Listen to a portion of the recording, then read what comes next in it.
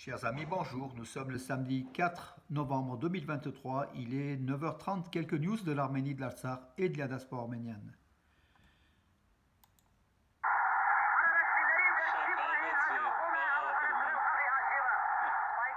Լեգենդար Արարատ 73-ի հաղթանակը ուղիղ 50 տարի առաջ հենց ռադիոն Թունիչից ու Սուրեն Բաղդասարյանի ձայնով ցնցեց խորհրդային Հայաստանը։ Հայաստանում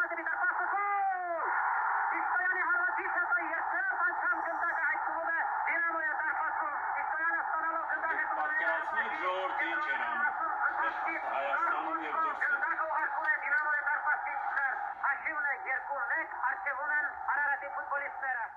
1973-ին ԽՍՀՄ Գավաթի եզրափակում Finale de la Coupe d'URSS 1973. Ararat Yerevan remporte la Coupe d'URSS. La même année, l'équipe arménienne remporte aussi le championnat d'Arménie. Une épopée, l'âge d'or donc du football arménien, Ararat 1973. Je vous ai fait entendre, c'était la voix du commentateur sportif très très célèbre en Arménie, Soulen Bardasarian, mon ami, qui est aussi journaliste sportif et qui commentait en direct depuis Moscou cette finale entre le Dynamo de Kiev et Ararat Yerevan. Ararat Yerevan remportant sur le score de 2-1 cette Coupe d'URSS qui était historique pour l'Arménie. Voilà, il y a 50 ans de cela, 50 ans, c'était en 73. Pourquoi je vous ai fait entendre, entendre la voix de Soulen Bardasarian? Parce qu'en fait, hier, la radio publique d'Arménie a une nouvelle fois réalisé un reportage important sur Soulen Bardasarian. La radio publique d'Arménie a inauguré une allée l'allée de Soulen Bardasarian, avec son nom, comme vous savez les stars à Hollywood. C'est une vedette, c'est un homme incontournable du football arménien de cette épopée, donc l'âge d'or de l'Ararat 73. Il vient d'écrire un livre chez Newmag, donc en Arménie, donc vous pouvez acquérir même par internet chez Newmag, donc vous tapez Newmag sur Google et vous verrez sur l'historique, donc l'histoire de Ararat 73, un gros volume avec beaucoup de témoignages historiques. Il a offert au musée de la radio publique d'Arménie. Voilà Soulen Bardasarian. Il mérite donc cela, le coup de chapeau pour ce grand amoureux du sport, amoureux du football arménien, amoureux du journalisme sportif. Voilà mes amis, donc Soulen Bardasarian, que des millions d'Arméniens connaissent. Donc quand on se promène avec lui dans les rues d'Yerevan, il est plus connu que le président de l'Arménie, que d'ailleurs personne ne connaît aujourd'hui, Viken Ratchadarian ou Viken Ratchadarian. Enfin, c'était une boutade, c'est une personnalité très connue. Il y a 50 ans, le football arménien était au sommet de l'Ararat, Ararat 73. Voilà pour commencer donc les informations de la journée, mes amis. Je tenais à vous en parler tout simplement parce que c'est quand même, on se souvient de cette Arménie heureuse, Arménie glorieuse il y a 50 ans, le football arménien qui était au sommet, voilà, tout simplement. Alors, hier, les informations. Donc, Annalena Baerbock, la ministre des Affaires étrangères d'Allemagne, était en Arménie. Elle s'est rendue, au mémorial du génocide des Arméniens à Dizilagapet. Voilà, elle était accompagnée d'Ararat Mirzoyan. Elle a été reçue par Ararat Mirzoyan, son homologue arménien.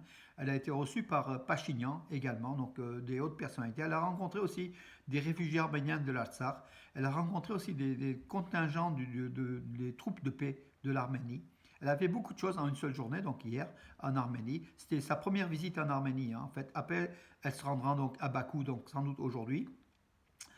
Par contre, dans des questions-réponses, face aux journalistes, à la réponse d'un journaliste, savoir si l'Allemagne allait prendre des sanctions contre l'Azerbaïdjan qui a bien sûr agressé l'Artsakh, qui l'a vidé de sa population, réalisé une épuration ethnique.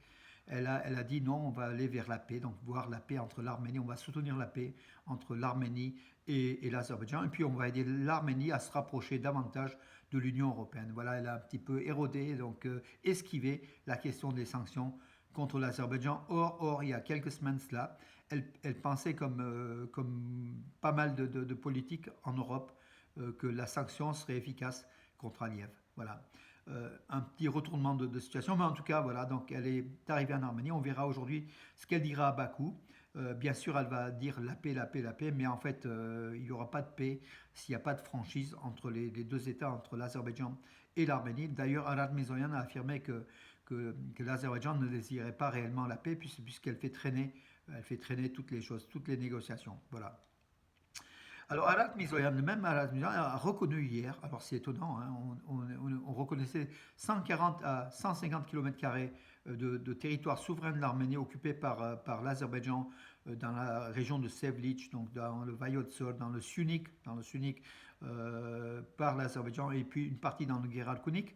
Ces trois régions donc d'Arménie qui sont occupées en petite partie par l'Azerbaïdjan. On pensait qu'il y avait 140 à 150 km². Il a annoncé, donc Arat Mirzoyan, le chef de la diplomatie arménienne, a annoncé le chiffre de 200 km². J'espère qu'un jour, il ne nous annoncera pas 28 900 km², hein, donc la superficie totale de l'Arménie. Donc c'est quand même étonnant que ces chiffres soient aléatoires et qu'on ait, surtout, ils soient à la hausse. Est-ce que l'Azerbaïdjan grignote encore du terrain? C'est possible, c'est possible.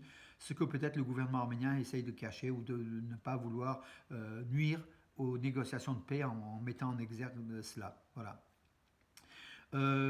Pourquoi la Russie veut-elle ouvrir un consulat à Kapan? C'est ce qu'a le vice-ministre arménien des Affaires étrangères, Barut Hovhannisyan, que nous avions rencontré l'an dernier en Arménie. Hein. Donc voilà, il a affirmé que l'explication, donc que la Russie veut veut être aussi aux avant-postes de tout ce qui se réalise en fait, l'avenir de la région. Voilà, donc en fait, ça sera un axe de communication, le sud de l'Arménie et la Russie ne veut pas être du reste des autres pays. Donc l'Iran a déjà son consulat, la Russie va installer son consulat à Kapan. La France l'avait annoncé, donc on verra. Donc, et puis peut-être d'autres pays qui vont suivre l'exemple. Voilà.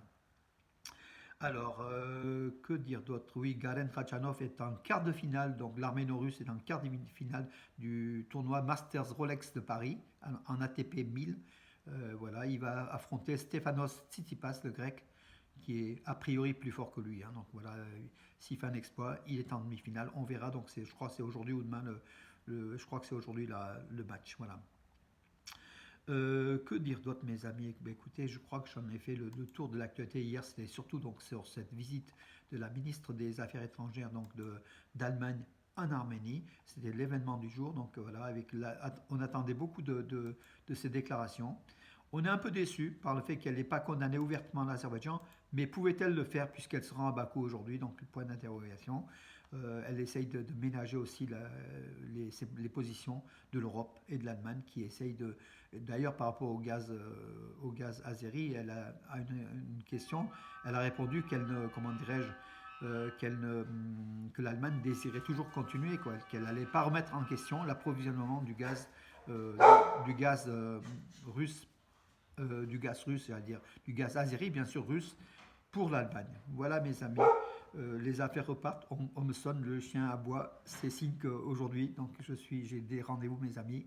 En tout cas, je vous ai fait le tour de l'actualité. Donc oui, un Arménien qui a été condamné à 4 mois de prison, un citoyen arménien qui a été enlevé donc en Artsakh occupé, qui a été condamné à 4 mois de prison pour a priori, d'après des accusations fallacieuses de Bakou, d'avoir participé au massacre de Khojalu, ce qui est faux. Hein. Ce sont des pièces que Bakou réalise pour essayer de faire porter le chapeau sur les Arméniens. Voilà mes amis pour aujourd'hui, je vous donne rendez-vous à demain. Bonne journée.